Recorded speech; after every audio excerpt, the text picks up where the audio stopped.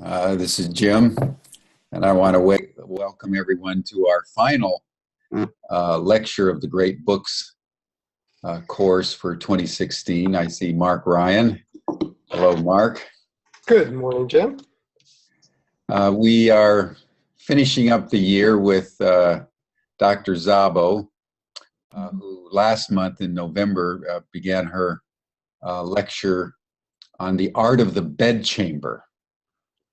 Which is one of the classic texts from ancient China dealing with the spirituality of sexuality and the sexuality of spirituality, and how the cycles of the body and the cycles of the cosmos interact with the potency of the sexual energy, eros.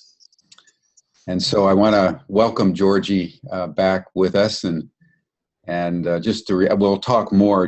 But after the lecture, we'll talk a little bit more about closing out the year and the assignments for the graduate schools and so forth. But first, the lecture on the art and secrets of the bedchamber.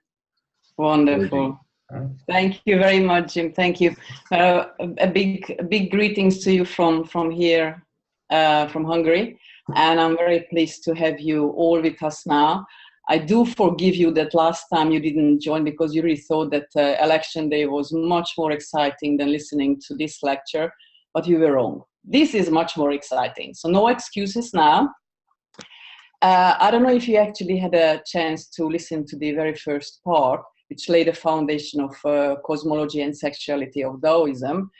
I mentioned a few books that I used for the lecture, and I did promise two things, one of which is showing you two books, both of them written by Mantak Chia, who is actually a sinologist, a scholar in Taoism.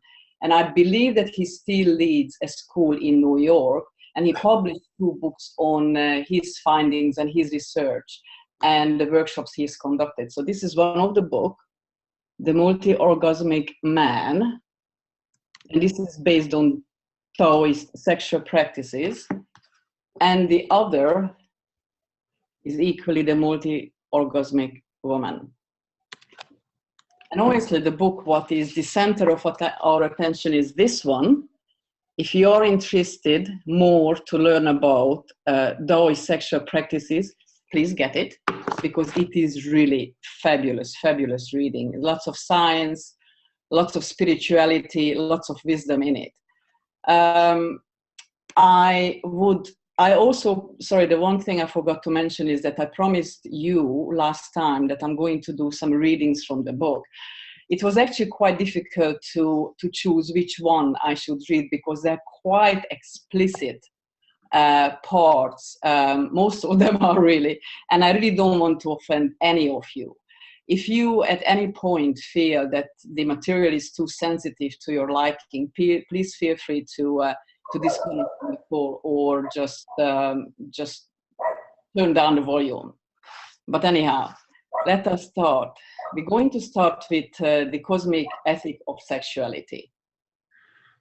Taoists believe that sexuality is a way to facilitate the cosmic unity of yin and yang. Yin and yang harmony not only underlies cosmic evolution and change, but is also a fountainhead of life and joy, without which nothing is left for humans but death and destructions, so they say. So let us hear what the Yellow Emperor discusses with Xu Nu. Sorry, this is just a big book, so I do need to turn my head. Heaven revolves to the left and earth rotates to the right. Spring and summer depart and autumn and winter take their places. Man sings and woman harmonizes. What is above acts and what is below follows. This is the eternal law of all things. If the man stirs but the woman does not respond, or if the woman moves but the man does not follow, this is not only harmful to the man, but can also be injurious to the woman. These results from violations of yin and yang or transgressions of above and below. To come together in this way is not beneficial to either party. Therefore, the man must rotate to the left and the woman must revolve to the right. Man thrusts downward from above and the woman receives him from below. To come together in this way is called heavenly peace and earthly fulfillment. The principles of deep and shallow, slow and fast, thrusting and twisting, and east and west do not follow a single path, but have 10,000 strands. For example, there is slow thrusting like a gold carp towing with the hook, or the tense urgency of a flock of birds facing a stiff wind. Advancing and retreating, pulling in and drawing out, up and down, following and receiving, left and right, going forth and returning, withdrawing and entering, separation and closeness, all need to be orchestrated and properly adjusted. One must not forever sing the same old tune in every circumstance. And Sunnu continues. When first coming together for the purpose of intercourse, the man should sit on the woman's left and the woman on the man's right. The man, sitting in winnowing basket pose, embraces the woman to his bosom. He clasps her slender waist and caresses her jade body. Expressing their joy, speaking of deep attachment, of one heart and one mind, they now embrace and then clasp, their two bodies beating against each other and their mouths represent together. The man sucks the woman's lower lip and the woman sucks the man's upper lip. Then simultaneously sucking, they feed on each other's juices. They may slowly bite each other's tongues or gently nibble each other's lips. They may cradle each other's heads or urgently pinch the ears. Caressing above and petting below, kissing to the east and nibbling to the west, 1,000 charms are revealed and 100 cares forgotten. Then let the woman take the man's jade stalk in her left hand, while the man caresses her jade gate with his right. At this moment, the man senses her yin qi, and his jade stalk is aroused like a solitary peak reaching up to the Milky Way. The woman senses the man's yang qi, and liquid flows from her cinnabar hole like the trickling down of a secluded spring spilling from a deep valley. This is the result of yin and yang stimulating each other and not the product of human effort. When conditions reach this stage, then intercourse is possible. If the man is not aroused or the woman is without copious secretions, this is a manifestation of internal illnesses.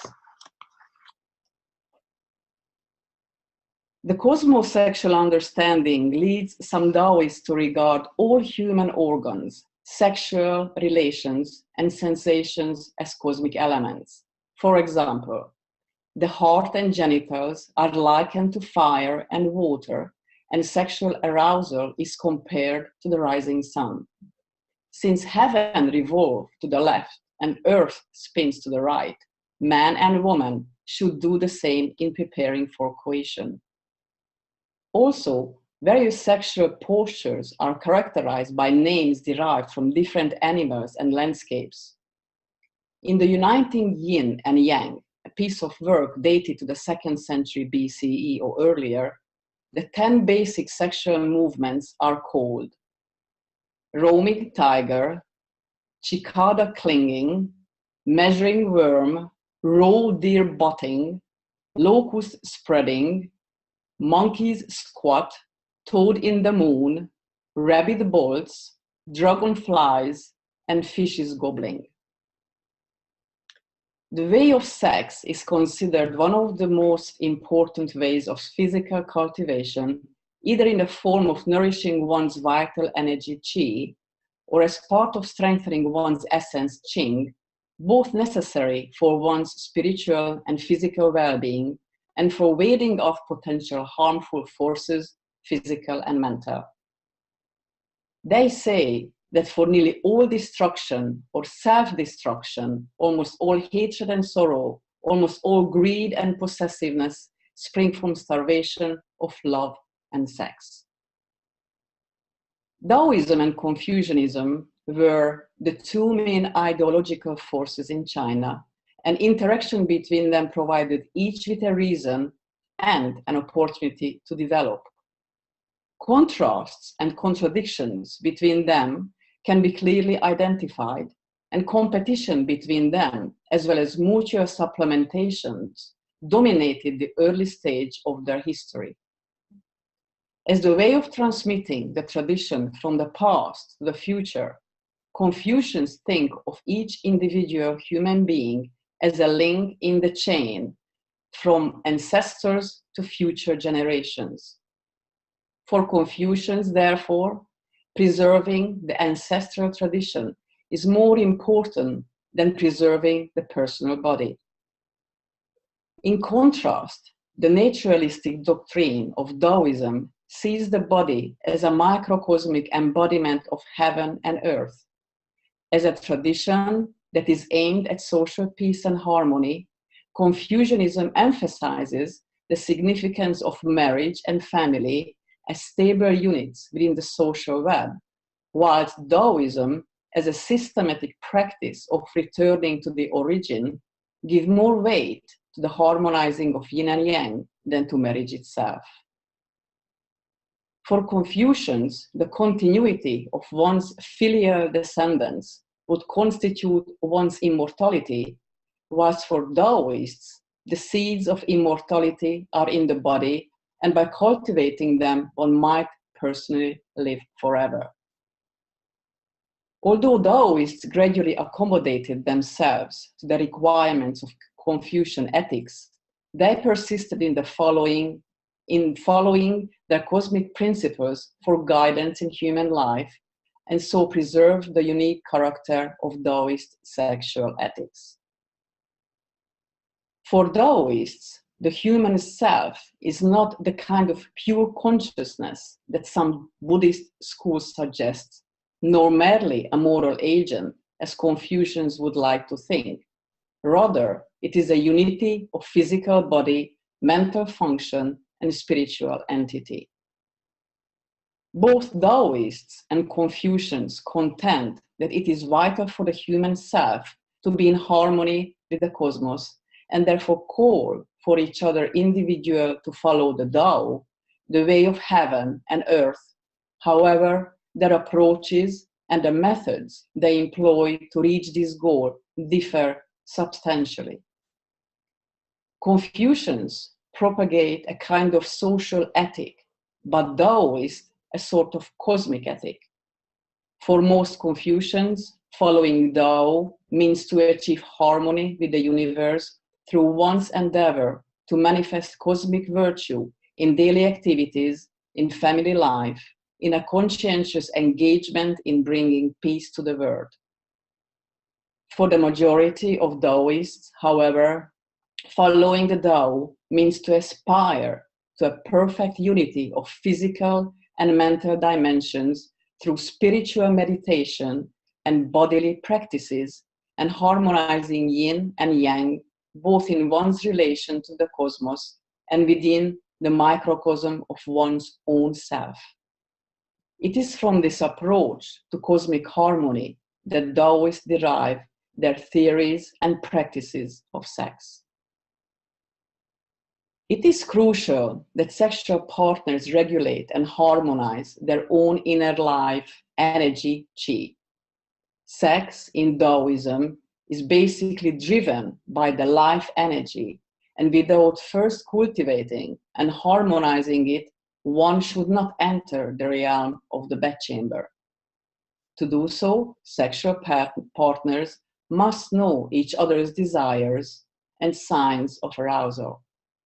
Douglas Weil in his book says, "When the man desires intercourse, but the woman is not pleased, or if the woman desires intercourse, but the man is not desirous, their hearts are not in harmony and their qing-qi is not aroused.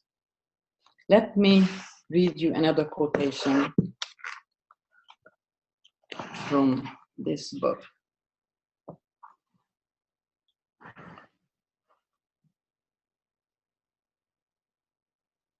Oh, there are so many interesting things. The Yellow Emperor asked Sunu, "What is the Tao of intercourse between yin and yang?" Sunu answered, "There are definite characteristics to the Tao of intercourse by which man develops his qi and woman eliminates all illnesses. The heart is gladdened and the qi strengthened. Those who are ignorant of this Tao will be subject to decline. If you wish to know this Tao, it consists in calming the mind, harmonizing the emotions, and concentrating the spirit. Neither cold nor hot, neither full nor hungry. You should settle the body and compose your thoughts.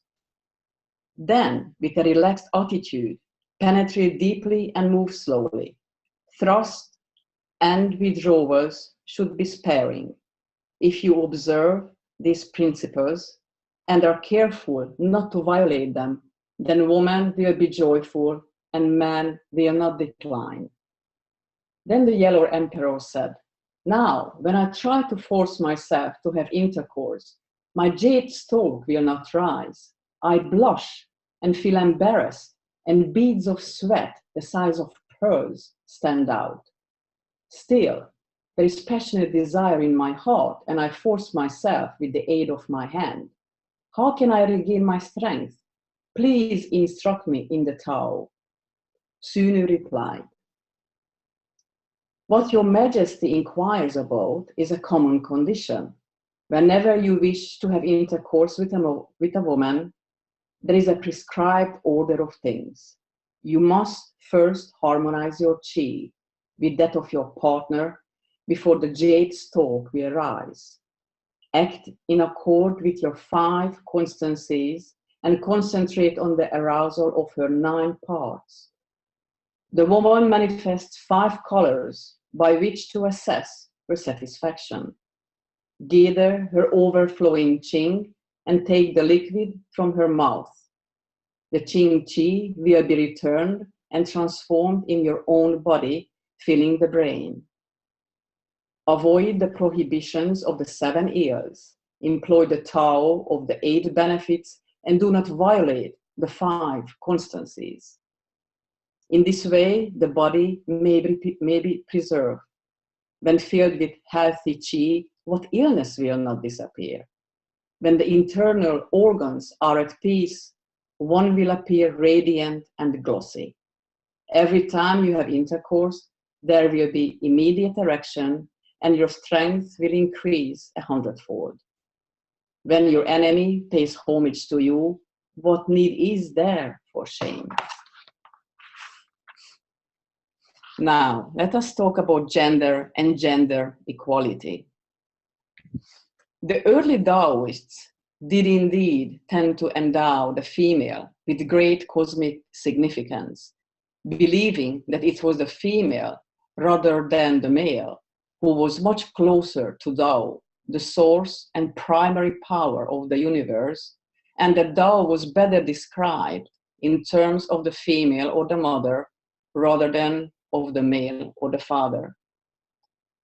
This cosmic conception of femininity enabled Taoists to allow a more important role to women in society, family, and sexual life, and to give priority to feminine qualities such as tranquility and flexibility. Some later Taoist schools of sexual practices even claim that the Tao of sex must be established on the principle that women are superior to man in the same way that water is superior to fire. Although this characteristic attitude towards femininity was later overshadowed to a great extent by the more patriarchal ethic propagated by Confucianism, Taoism has nevertheless acted as a counterbalance to patriarchalism and has influenced religious life in China throughout its history. Having this theoretical foundation, religious Taoism has nurtured an affection towards female deities, which led to the fervent worship of the Queen Mother of the West, Wang Mu, and led to the prominence of the female religious leaders in Taoism, such as Wei Huangkun between 251 and 334, the first patriarch of the Shang Qing sect. Chinese believed that a man's semen was his most precious possession, and every emission would diminish his vital force unless compensated by acquiring an equivalent amount of yin essence from a woman, meaning as well that certain sexual variants were reprehended. Male masturbation was forbidden, for it implied a complete loss of vital essence, and it was only condoned when a man was away for long from female company and the devitalized semen might clog his system. Now let us enter the art of bedchamber and paired cultivation. The art of bedchamber is about techniques of sex, including how to manage correctly one's sexual and energetic resources, and paired cultivation is a practice of inner alchemy in which sexual techniques are used to accomplish alchemical transformations. They claim that properly practiced and understood, sex is the means to longevity and immortality, and not merely a pursuit of sensual pleasure. It is a vital technique for the cultivation of health and longevity to prevent vital energy being carelessly lost. Sexual practices are the way to find the harmony of yin and yang, and believe that through the interaction of yin and yang, mortal beings are able to be transformed into immortals.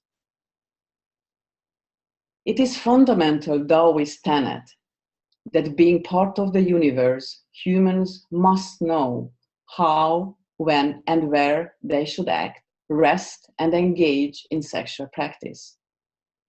The core of this knowledge is how to be in tune with cosmic transformation and how to behave in harmony with natural changes.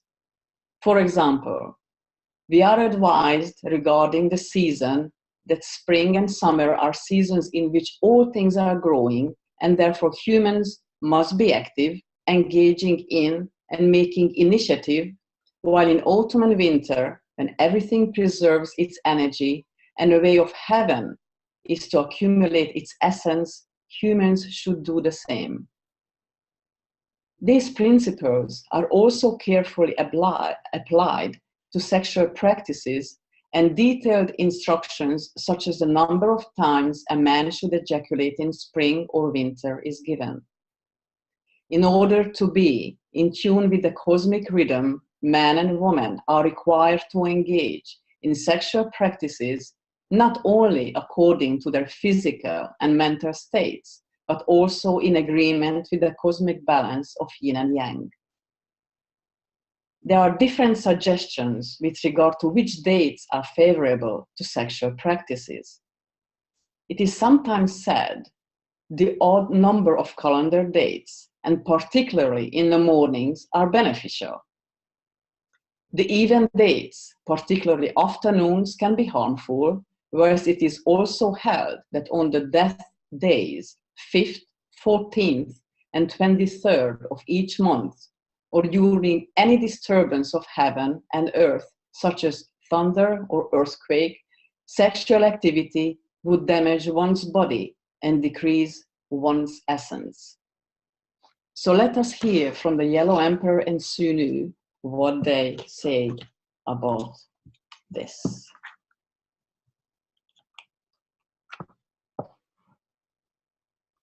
Human life begins with the union of yin and yang in the womb. At the moment of this union, one must be careful to avoid the 9 misfortunes. The first is children conceived during daylight, who are prone to vomiting.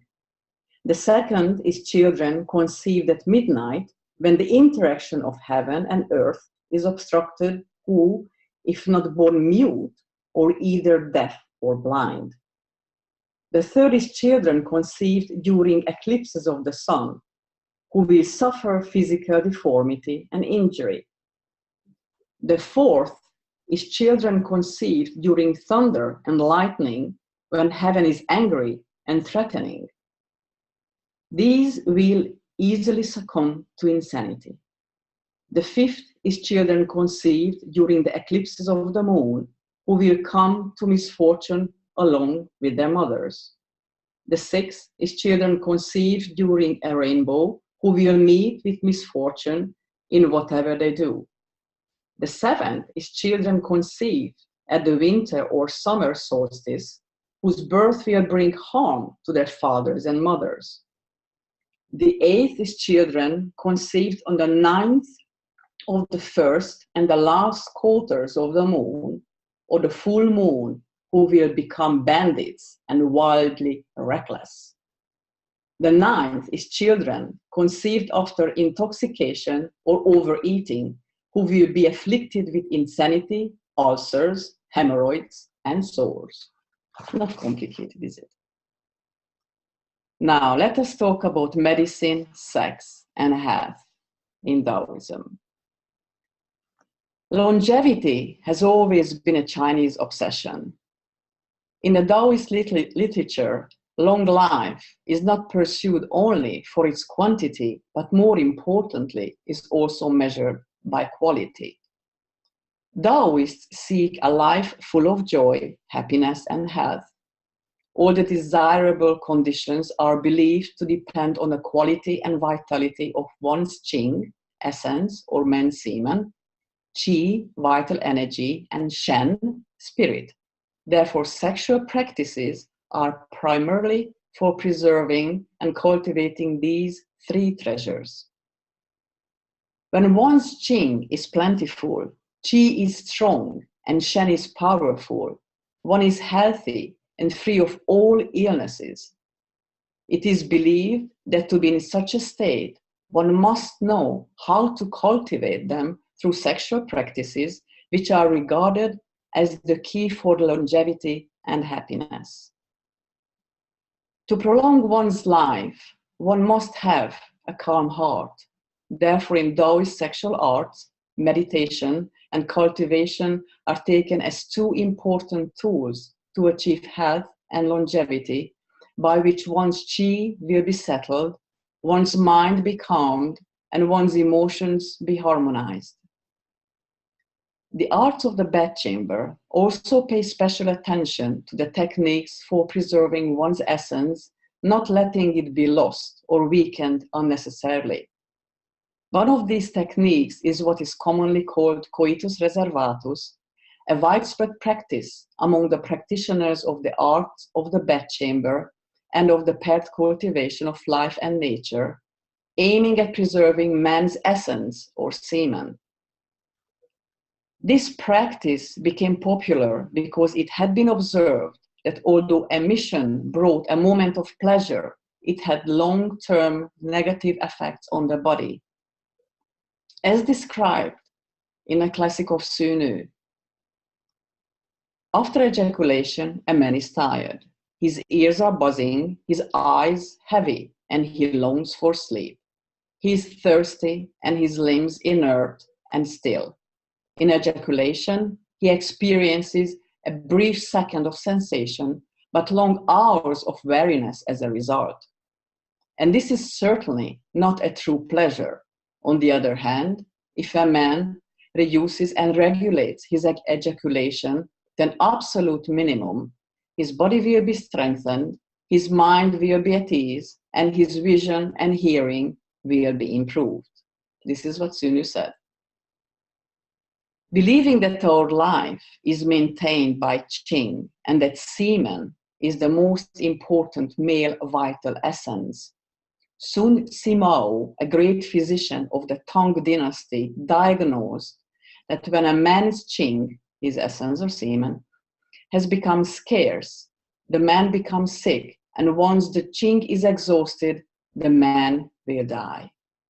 He said, each time one is able to exercise control, it is like adding oil to a flame that is about to go out. If one is unable to control it and wantonly ejaculates, this is like taking oil away from a lamp that is about to burn out. It seems that the authors of sexual manuals have also attempted to justify sexual practices on the grounds that yin and yang need to complement each other, and the intercourse of a man and a woman can relieve the anxiety caused by longing for sex. Unsatisfied desires cause disturbance in the heart, and emotional imbalance would damage physical health. Since sex is a means to health, not the end itself, Taoist practitioners require a great deal of preparation and knowledge before entering the union of yin and yang, as well as instructions are given what to look out for as per signs of preparedness. Xu Nu explained to the Yellow Emperor the following.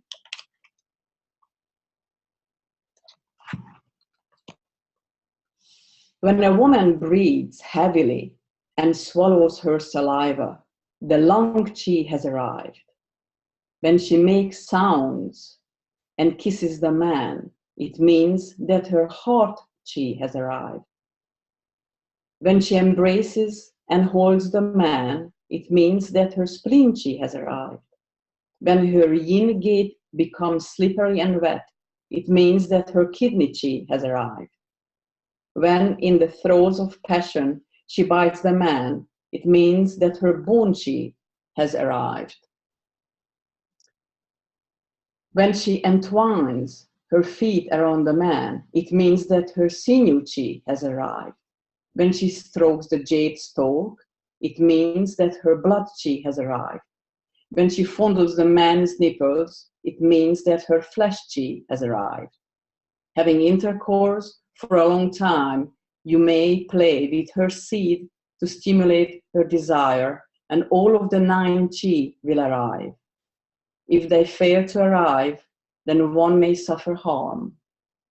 One should then carry out the appropriate number to remedy it.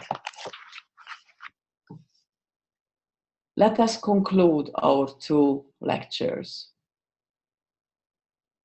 Throughout the history, sexuality was for the most part a matter of controversy and debate, mainly due to a great number of ambiguities in its theory and practice.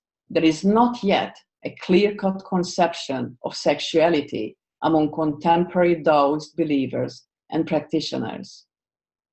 Traditional Taoist sexuality was formed on a cosmo-religious foundation and shaped by its vision of the cosmic significance of sex. Taoist knowledge of the human body may not be scientific in a modern sense, but its understanding of sexual desires and the methods to satisfy these desires paved the way to a kind of naturalistic sexuality. Naturalistic sexuality is characterized by the conviction that the natural is best and that human sex is but a reflection or a part of natural yin-yang harmony. These characteristics might have been one of the reasons why a good number of Western scholars, after careful reading of the Chinese sexual literature, have come to the conclusion that sex in China is perfectly normal and healthy. For example, Joseph Needham strongly believed that Chinese sex life through the centuries had been remarkably healthy, free from the aberrations of sadism, masochism, but immensely skilled in happy variations and mutual donations. Thoughtful reflection on Taoist philosophy and practices may prompt us to raise a number of questions and to wonder if Taoist sexuality is really as healthy as it first appears to be. First, has Taoist sexuality firmly based as it is on perceived cosmic principles brought with it too much mystic value for it to be termed natural? In the Taoist tradition of paired cultivation, sex is seen as only a part of the process by which one is integrated with cosmic powers. For this reason, the rituals used before, during, and after sex appear to have overwhelmed sex itself. Secondly, is Taoist sexual practice an egoistic act? In these sexual arts, the greatest importance is given to cultivating one's own essence and energy, and one does so by making use of the essence or energy of one's sexual partner or partners. While there are many ways to achieve mutual benefits in sex, the underlying ideas might seem to have produced a selfish sexuality, a benefiting of oneself at the expense of others. Thirdly, does Taoist sexuality have a sexual bias against women? In our discussion of Taoist cosmology, we have seen that Taoism does have a feminist dimension in its cosmic understanding of the universe, and that Taoist masters have attempted to elevate the female to a position above the male. When applying this kind of cosmic understanding to human sexual life, many Taoist practitioners of sex attach greater value to the female, who is believed to be superior because her yin qi is far more lasting than a male's qing semen. However, this so-called feministic position was overshadowed by a later inner alchemy followers' concern for the male's cultivation of Tao, where the female was taken merely as a means or stove by which the male could process his inner elixir. Even in those scriptures that promote women's cultivation of the Tao, women are said to be weaker than men and are allowed only a lower position in a ladder of spiritual progression. Since the beginning of the 20th century, Chinese sexuality, in which Taoist ideas play a central part, has caught the attention of Western sinologists like Henry Maspero, von Gulik, Joseph Needham, and Douglas Wilde, who study Taoist sexuality through translating and examining extant and newly discovered texts on sexual practices. Largely in their steps, scholars of a Taoist background or Taoist practitioners such as Yolan Cheng and Mantak Chia have also made attempts to reinterpret traditional theories in a modern context and to introduce the reinterpreted Taoist sexuality to Western readers. For them, to engage in a study of Taoist sexuality is to combine theoretical knowledge with personal practice. This has resulted in the publication of a number of subjective and contemporary sexual manuals on a Taoist way of love, like the Tao of Love and Sex by Yolan Cheng and Taoist Secrets of Love by Mantak Chia, the two books that I showed you at the beginning of this lecture. In Chinese communities, sexual practices are still seen largely as primarily personal matters within the bedchamber and are studied only as part of medical research or psychological counseling. The attitude underlying this view often prevents unconventional sexual types and behaviors from being treated as an important part of modern sexuality. On scrutinizing Taoist texts on women's cultivation indications appear that lesbianism might be acceptable while no mention is ever made of male homosexuality. As there are as yet no systematic studies on contemporary Taoist attitudes towards the variety of modern sexual experience, I'm afraid that we have to be content with a general remark that Taoists prefer what is traditionally perceived as natural sexual relations to other types of sex, and that it seems that in the eyes of those under the heavy influence of Taoist sexuality, homosexuality and other unconsidered sexual relations would still be seen as anti-natural or unnatural, though what is natural or unnatural, even within Taoism, is still an open question.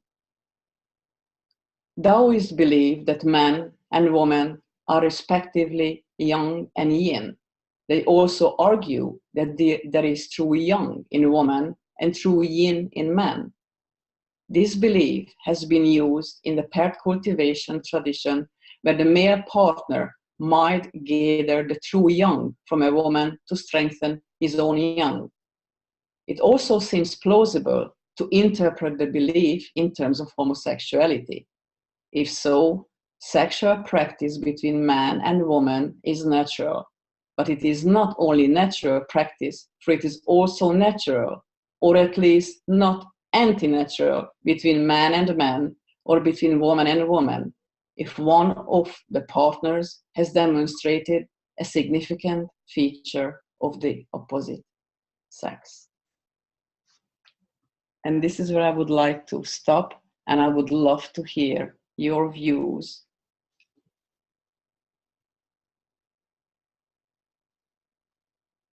Jim, would you like to commence?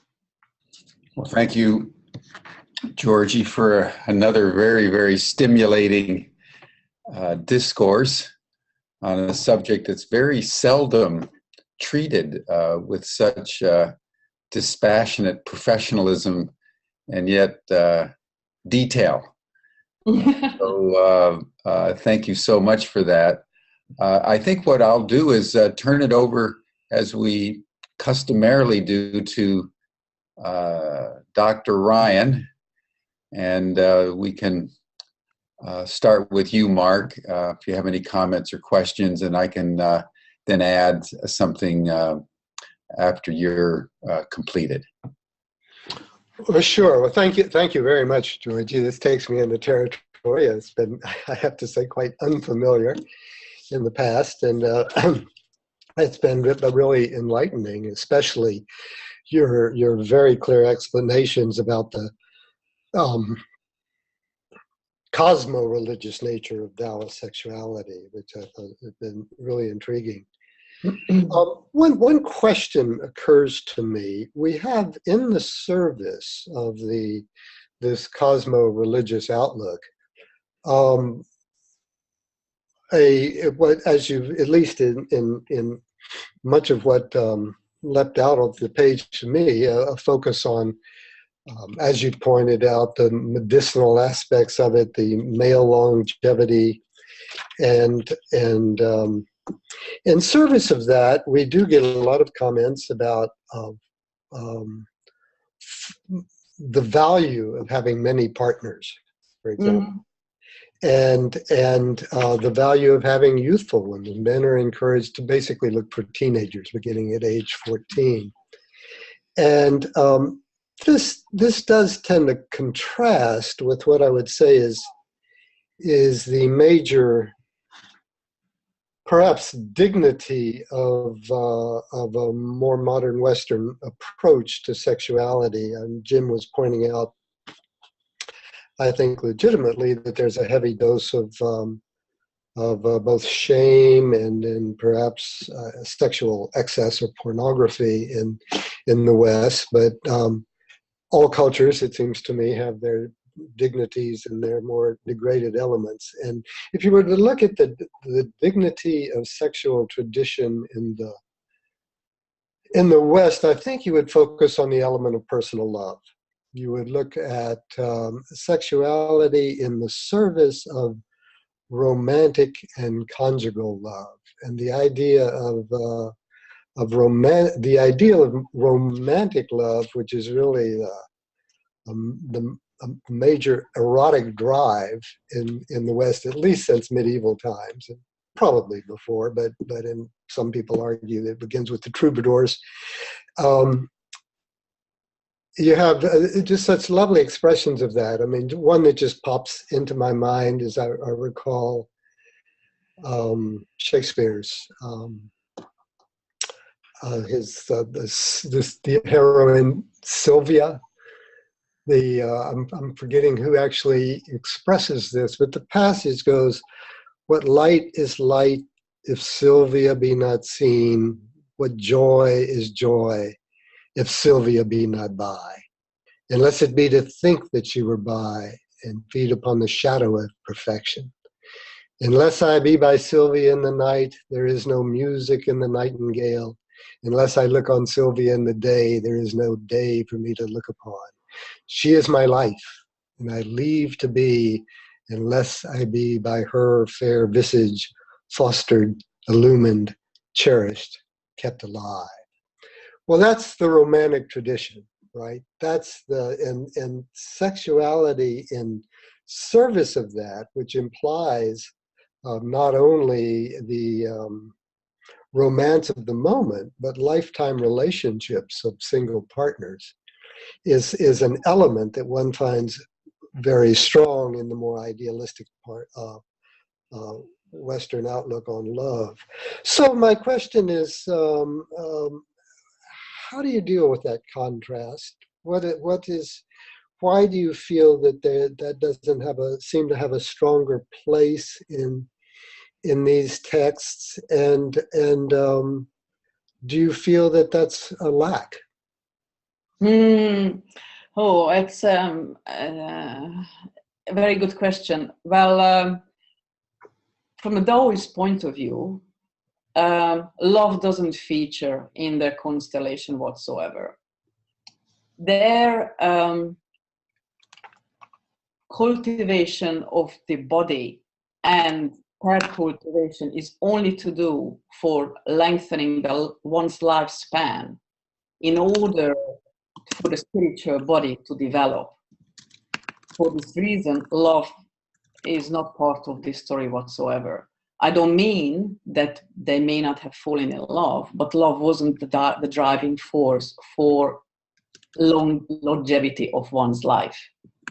So from my point of view, of course, well, you know, I'm living in this era, and of course I'm an emotional person. For me, love is important. For them, it wasn't. So if I speak on their behalf, they just probably didn't care about love. They cared about actually lengthening their lives, and that was important to them.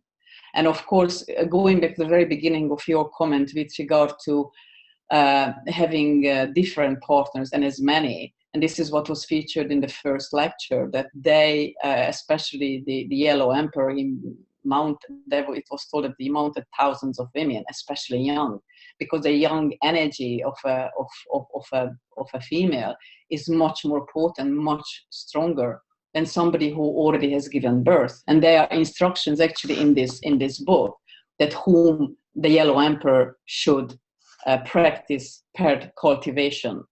Yeah, because obviously the energy of a lady who already given birth is different to a young virgin, for example. So that's what I would say. So then the question becomes, what is the value of some of these teachings for a modern person?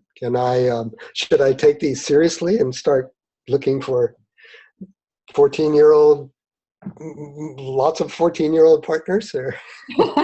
Well, obviously it's up to you what you do.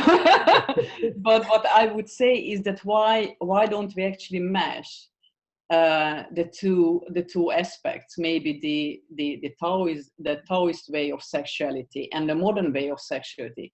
Why don't we actually intertwine love with the directive impulse of working with one's energy? Because in these two books, which I showed you before, maybe the titles are misleading, but it is really all about that how during lovemaking, one exchanges with the other that amazing life energy that actually strengthens the body and makes it healthy as well.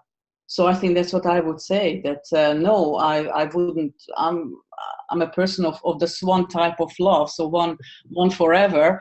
but that doesn't mean that actually applies to everybody. But if that is the case, then why wouldn't we with our partner practice these techniques? Because obviously they're still in use, not just in China but elsewhere. And as we know, the meridians and the energy channels of the body and how to work with the energy. This is about yoga as well. How we actually clear the blockages and how we strengthen the organs, and then how we elongate life, our physical life, in order that our spiritual self can develop even longer. Very good. Thank you, Georgie. Thank you for your comment, and thank you for joining us. Mm-hmm.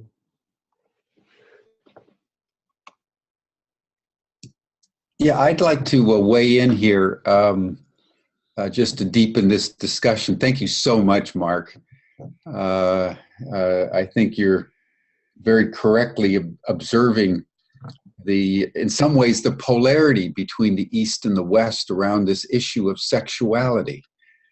I mean, if you just think about it for a moment, you're absolutely right. The Western tradition has seen sex as an expression of affection.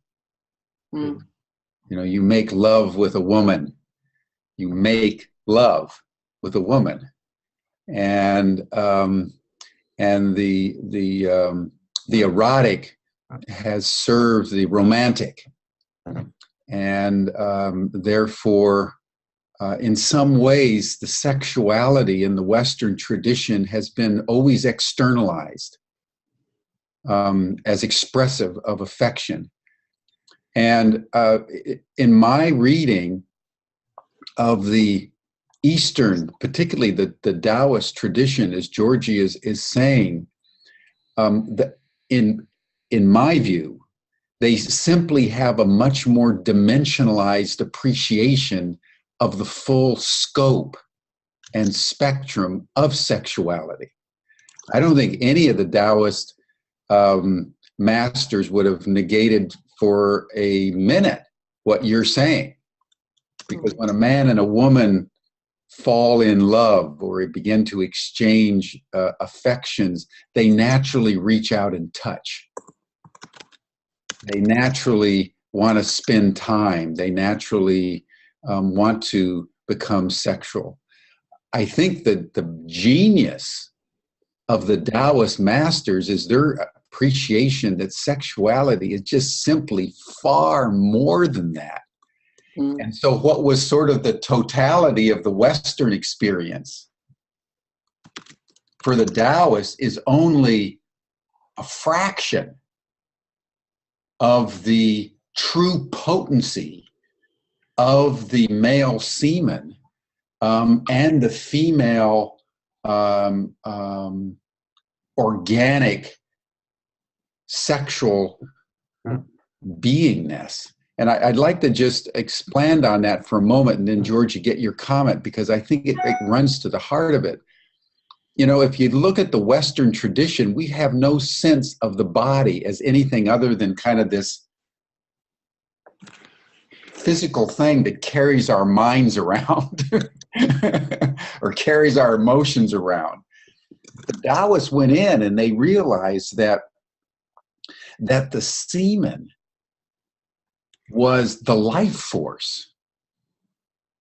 And that because it was the life force, it is the life force, a man and a woman have to be really careful about how it's utilized, and how they realize that if the man, in addition to expressing affection, but would spend time just circulating the semen up into the brain, and use the spinal cord as a conduit between the upper chakras and the lower chakras, that semen energy would bring healing all through the body.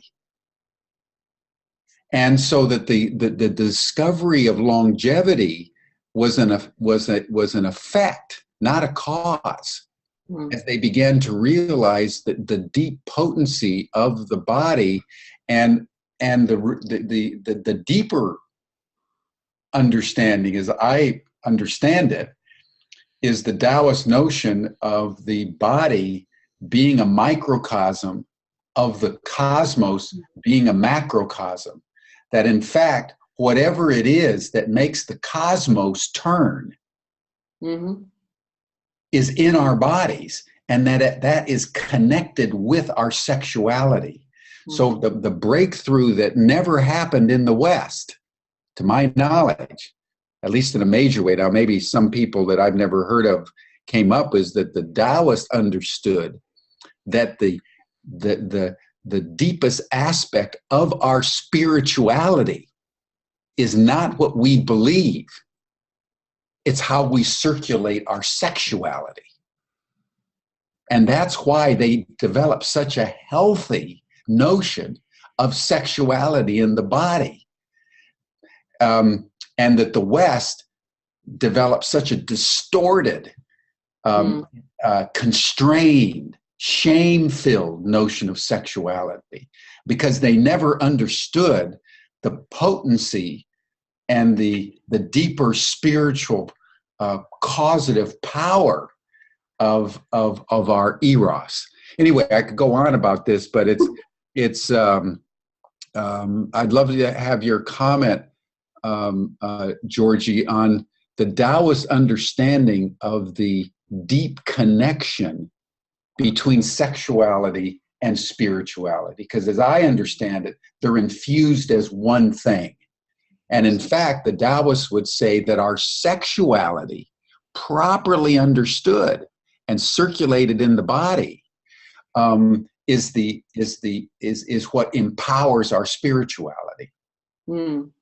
Yes, thank you, Jim. I fully understand, and I fully agree with every single word you said, and you expressed it so well. Yes, the deep tenet, the deep foundation of Taoism, that how the microcosm as us, as one human body, and society and nature, we actually are reflection of the macrocosm of the universe. So if we are not harmonized, i.e. within the body, the organs are not harmonized, the family around us is not harmonized, nature is not harmonized, then we actually affect the universe. Yeah. So we actually can be the cause and effect in the dysfunction of the universe. And this is exactly what we are doing now. So the Taoists were so much more understanding of how the universe works, because they consider themselves as a fully integrated parts of the whole, whereas we Westerners, we absolutely not.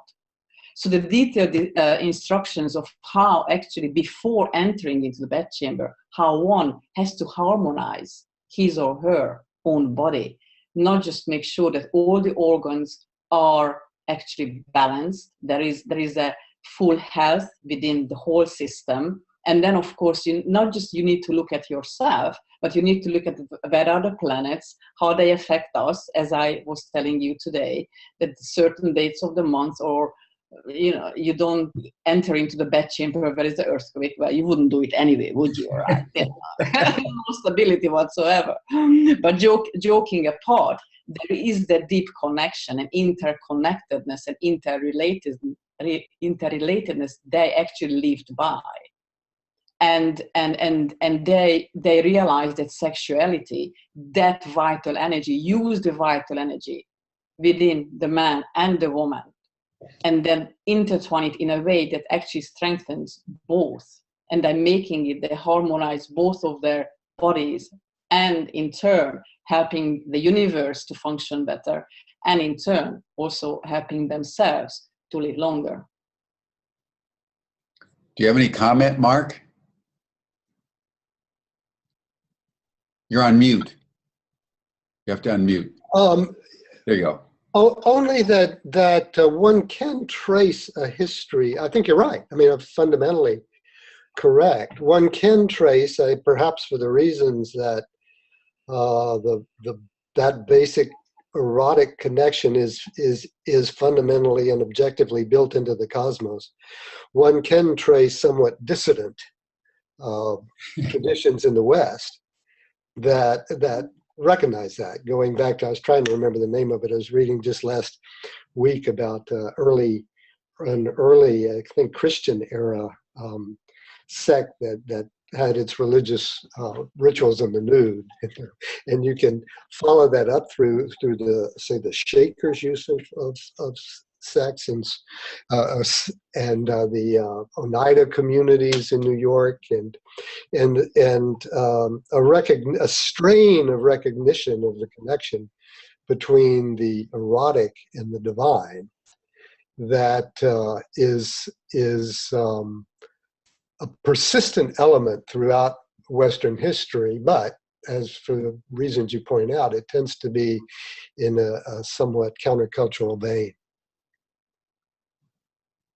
Yeah, I think another piece of this, and Georgie, I think I'd love to hear your take on this from the female point of view. But if you look at Mantak Cha's work, he starts out by saying that the potency of this male semen is just an extraordinary thing, that the average ejaculation has enough semen that, if distributed, could impregnate 300 to 400 million women. Mm.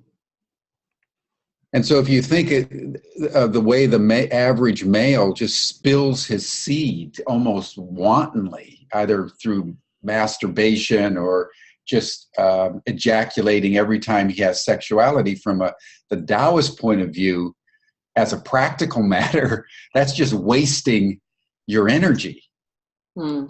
And it is true, any man will tell you that after the sexual act, the man goes limp. The man is tired. And so from a sexual point of view, or the Taoist point of view, the sexuality was not to be wasted lightly, not to be ejaculated promiscuously, because that's your very life force. So in addition to the sexual spiritual, there's the sexual health, there's the sexual, just the impact of retaining one's seed or circulating the seed just on your own physical health. So again, it's that understanding of the multidimensionality of semen and sexuality. And the reason why I wanted you to comment on the female aspect of it is because, even though I'm sure the Yellow Emperor, like all emperors, around history, had harems, and sexuality was a function of patriarchal dominance and so forth. The sexual practices that of least of which I'm aware, the woman had equal responsibilities and had equal empowerment through both sublimating the tendency toward an orgasm and a release, up the spine, into the brain, circulating it around the body. So it wasn't the case, as I understand it, that the males were using females that weren't benefiting anyway, because an aware female would receive just as much benefit in her own psychophysiology as the male. But Georgie, can you comment on that? Yeah.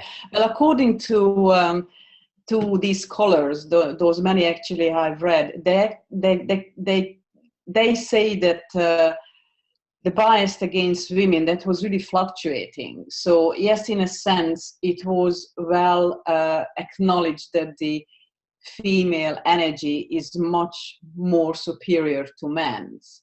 And for that reason, in a sense, they actually wanted to oppress the knowledge of this. And this is what I was talking about in the first lecture, that the Yellow Emperor and others were propagating that, not to pass the wisdom on to women. Otherwise, they would actually use it, and probably they would use it in a way that they would say, we don't need you guys anymore. So in a sense, women were elevated to a much higher level spiritually and mentally. And as you could say, that they were actually teachers. Su Nu was a woman. and other ladies became teachers, they were teaching men how to use sexual energy for the benefit of both of them.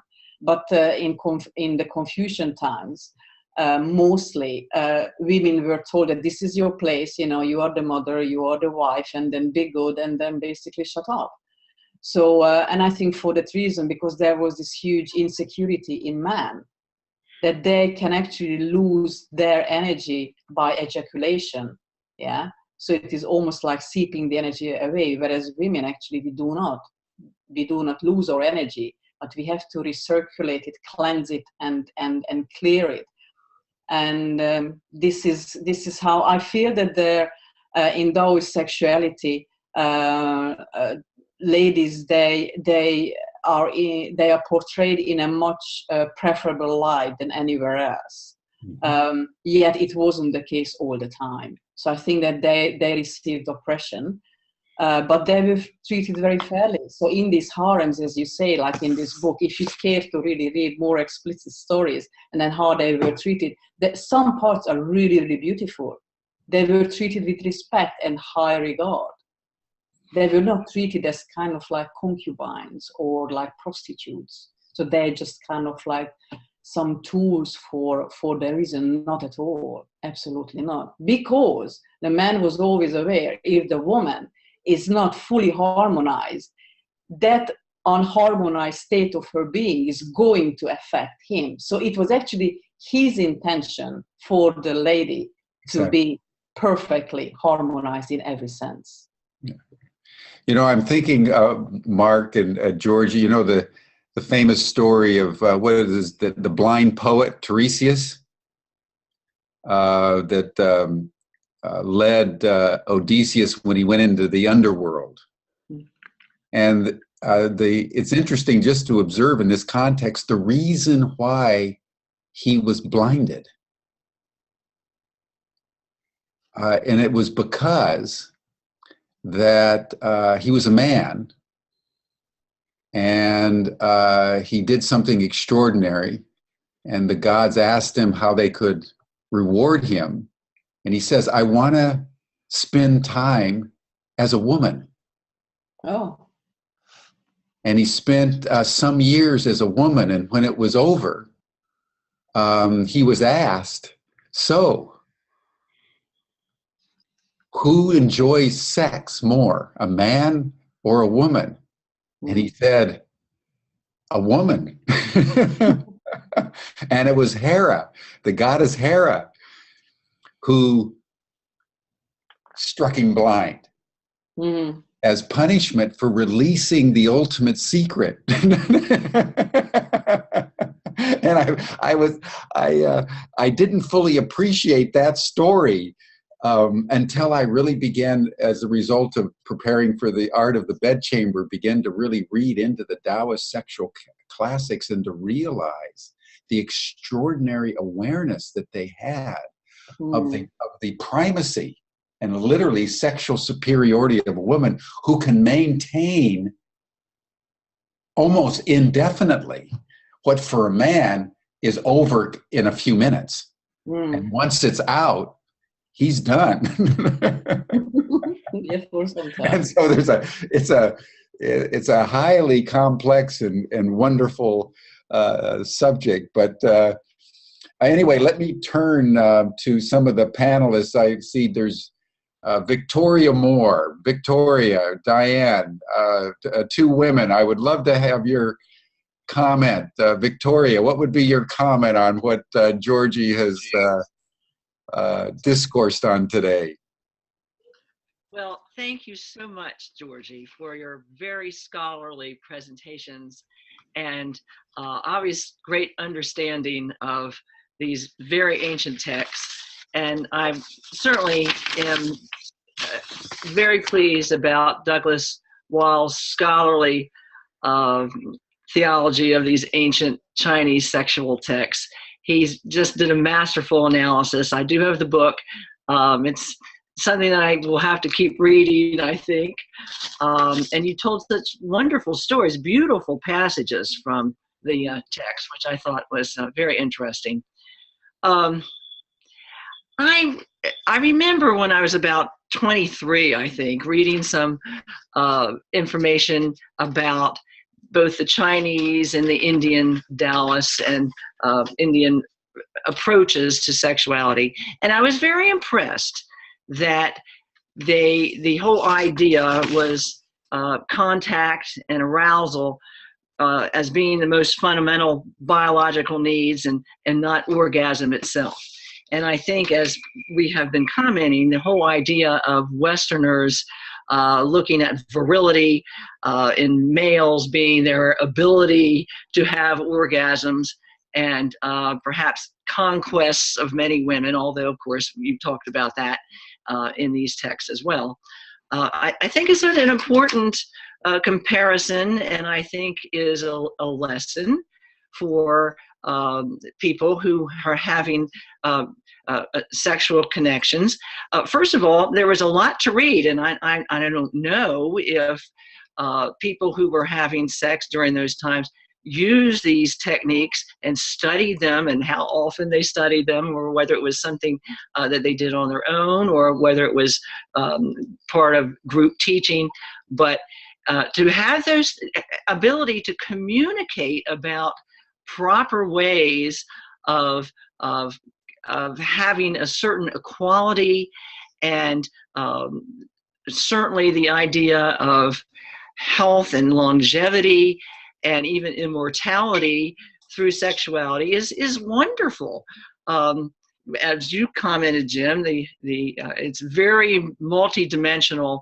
And in the West, of course, we have such shame and secretiveness, I think, in terms of sexuality. Or on the other end, it's pornography. And so I was very impressed about this. And I think, instead of climax and catharsis, we're talking about happy endings here. And we're certainly talking about the brain being influenced, as you've talked both in the last time, Jim, and again this time, and the whole body being influenced. It's wonderful. And I think that perhaps in courses that have to do with sexuality as young people grow up, that we need to take an approach where we look at other cultures and how they approach matters, rather than being so scientific in our approach and having it be rather fear-based. So that's all. Thank you very much. Thank you. Thank you. I'm so pleased that you got the book. It is indeed very, very interesting. It is very, and definitely, I would like to actually mesh the two approaches, as I said, to infuse the love of how we understand love and how they did actually in a cosmic way, because nevertheless, they're not mentioning love, but in a sense, it was actually love. Yeah, it is that higher resonance, because they were practicing the Tao. They always wanted to get close to the Tao, to become the Tao, really. And I think that was, I don't know, maybe I'm interpreting in a wrong way, but I feel that was love, but not that kind of romantic love. So I think they were more spiritual than we are. Obviously not you and I and Mark and Jim and the rest of our school, but I think in general in a Western hemisphere, it's just so divided from nature and from the cosmos, and I think to really unearth these ancient wisdom would really help us to reconnect with ourselves and with nature and with the cosmos as a whole. And I also wanted to thank Mark for his quotations, which was about love and men and women. I thought that was very well done as well. Thank you. Thank you. So, Diane, do you want to make a comment, or Dave McQuarrie? Any comments from the two of you?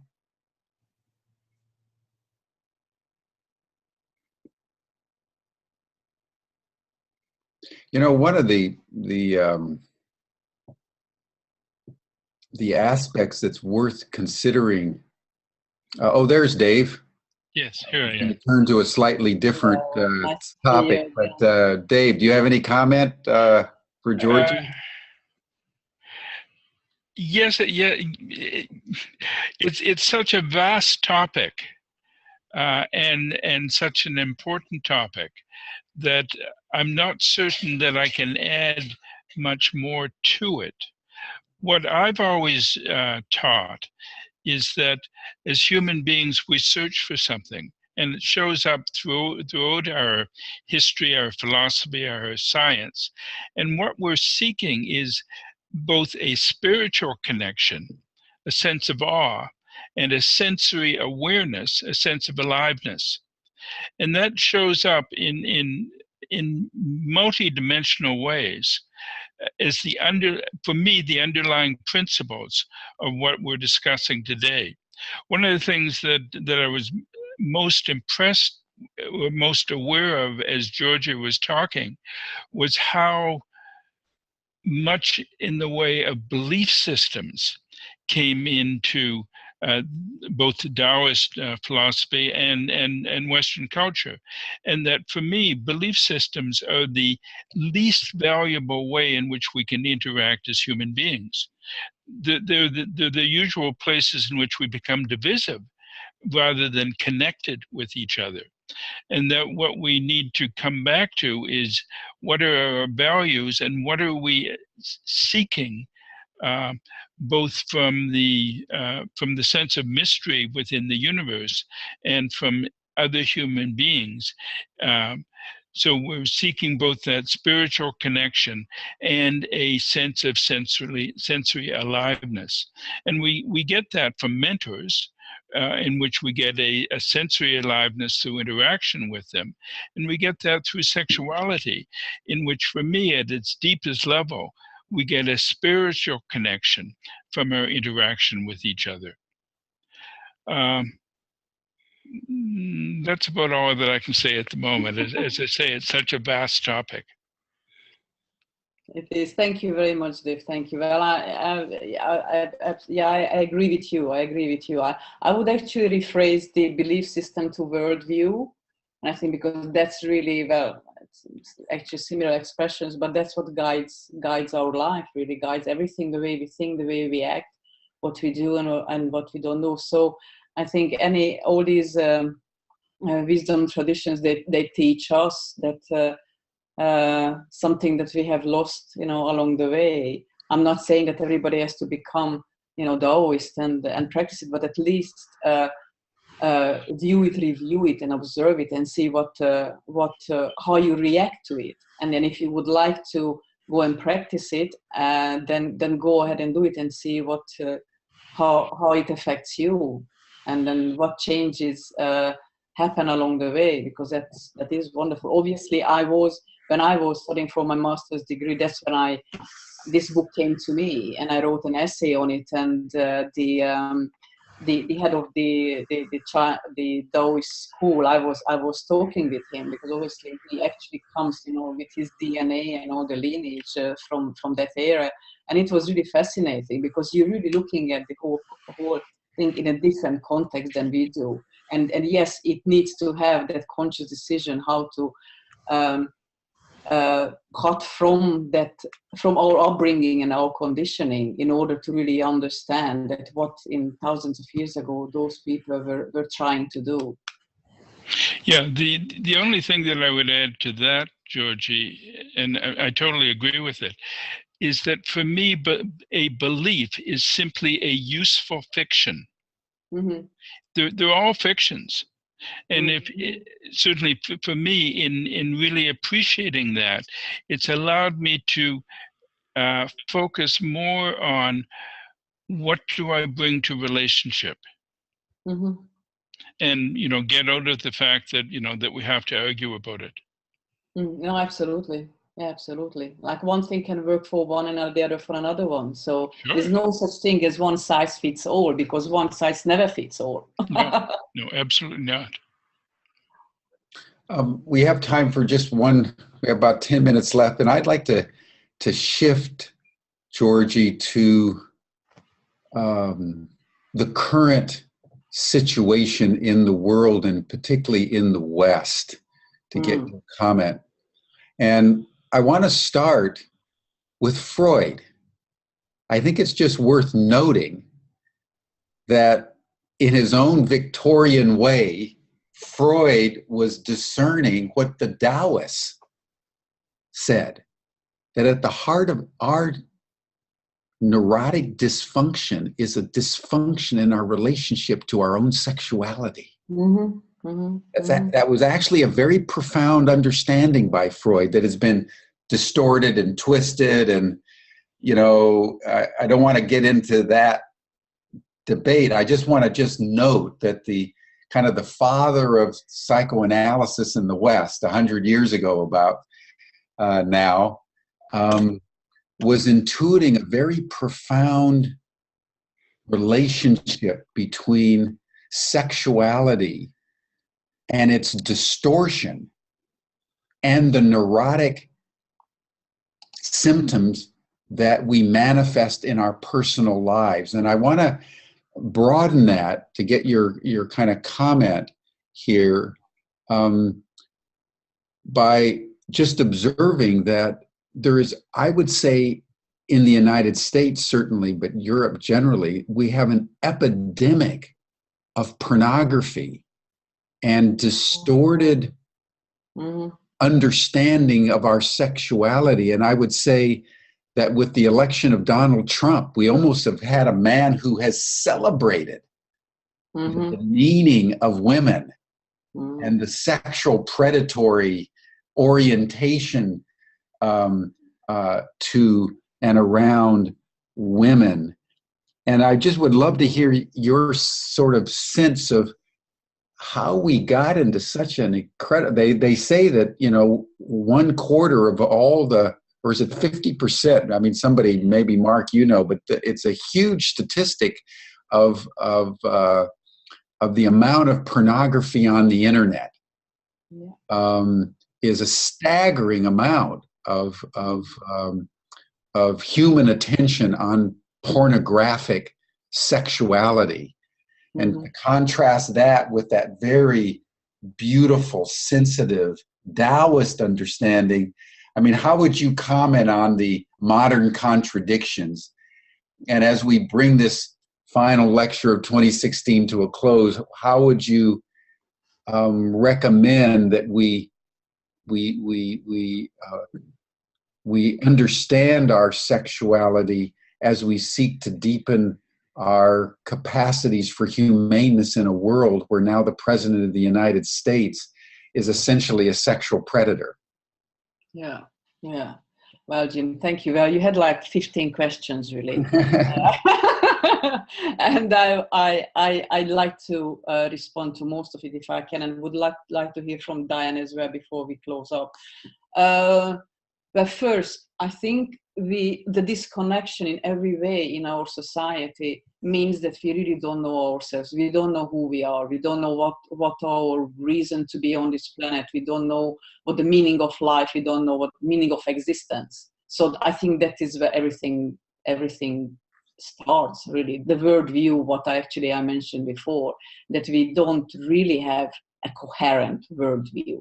Hence, most of us are turning to Eastern traditions because they had a worldview, and that was an integral worldview, which we kind of like lost. So that is one thing. With regard to pornography, I think that in a sense, if we just really segue back to what the Taoists say about losing men's qing, you know, the vital essence, and that kind of like high that what men experience at orgasm, that is like in a way kind of like repeating that, because it's almost like you're craving for that amazing high, really, which actually can be achieved by not ejaculating, by reversing, actually working properly with this energy and recirculating it and meshing it with the female energy. And I think that is really not knowing, and those people actually who are in whatever way interested in pornography, they're losing their vital essence, and really not using that energy for and in the highest form. So that is definitely an aberration in our society, and which stems from the not knowing who we are and what we're capable of, and also the general insecurity of man, which yet again originates from thousands of years ago, because feeling that the female energy is so much more greater, stronger, longer lasting than the male's energy. So there's a huge discrepancy in the balance of in gender equality, of course. So I think that we can talk about this, and it will be really interesting probably to do a lecture on this, because there's so much to express. And let us hear for a few minutes words from Diane. I would like to have her point of view before we close this session. Yes, welcome, Diane. Hello. Hello. You can hear me? Yes. Well, I kept getting cut off and my sound kept getting cut off, so I missed a lot of that. So I can't speak very definitively about the theory and all of that, but I'm definitely having a very personal experience of what the topic is. And as you know, I turned 72 yesterday, and part of my birthday celebration was getting a beautiful, beautiful massage from a friend, and really working. I have breast cancer, really working on the pain in my breast, which has been there not from the cancer, but from birth practically.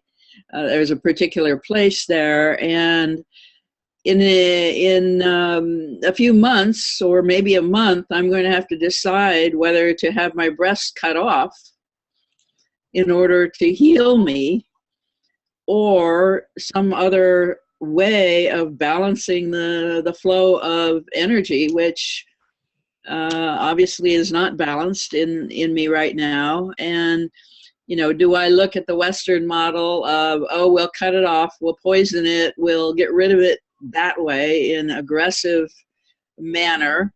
Or do I maybe look at these books and say, well, I need to be dealing with the flow of my sexual feminine energies and clear myself in that way, which, I don't know where the research in that is, but it's definitely very, very personal for me right now, in the sense that it hasn't felt like, oh yeah, well, something's wrong, so cut it off and then it'll be fine. Maybe that needs to happen, but also, how do I rebalance my own sexual energy in a way that clears that problem, that thing that's going on in my body, which seems pretty likely has to do with sexuality not being a fully integrated part of my life in recent years. So that's my thoughts. Thank you, Diane. Well, if my hours and hours of work going into this lecture worth helping you, then I think that I take the box. That's wonderful, really, because I think this is at least, or a bit part of it, I would like to achieve, that people really see that what this can mean in their lives. So not just kind of like giving you some knowledge and then, do something with it, really use it in your life and see where it takes you and how it actually matters to you and what it means to you. Thank you. And sending you lots of healing energies. Thank you.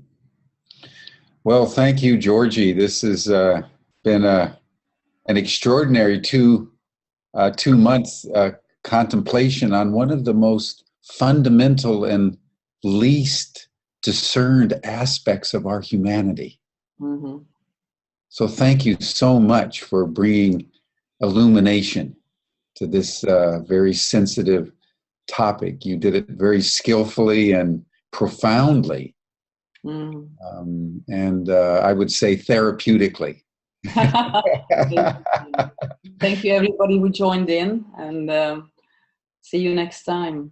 Yes, and just a quick word for the students here. This is our final lecture for the September trimester. So the BA students need to write an essay on both the books of this trimester, which were, in this case, my lectures on the Analects of Confucius, and Georgie's lectures on the art of the bedchamber. And that'll take you into the Eastern Chinese metaphysical and spiritual traditions. And then for those of you in the Wisdom School, the course is taken in its totality. So we've gone through 6 books since our January and then May and now September trimester. So you owe a rather long term paper on all 6 of the books. We may be changing our format and requirements for 2017, but the BA students basically have 2 books to write on, and the Wisdom students now need to submit an essay on all the books for 2016. So with that little assignment and reminder that to express whatever comments or disagreements or accent points in on our Facebook page, I will bid you farewell for 2016. I wish everyone the happiest of holidays, and may we have a sexually, spiritually warm and affectionate end of our year. Georgie, thank you so much. Mark, thank you, thank you, thank you. We'll see everybody in the new year. Thank you. Best wishes to everybody. Bye-bye. Bye-bye. Bye-bye.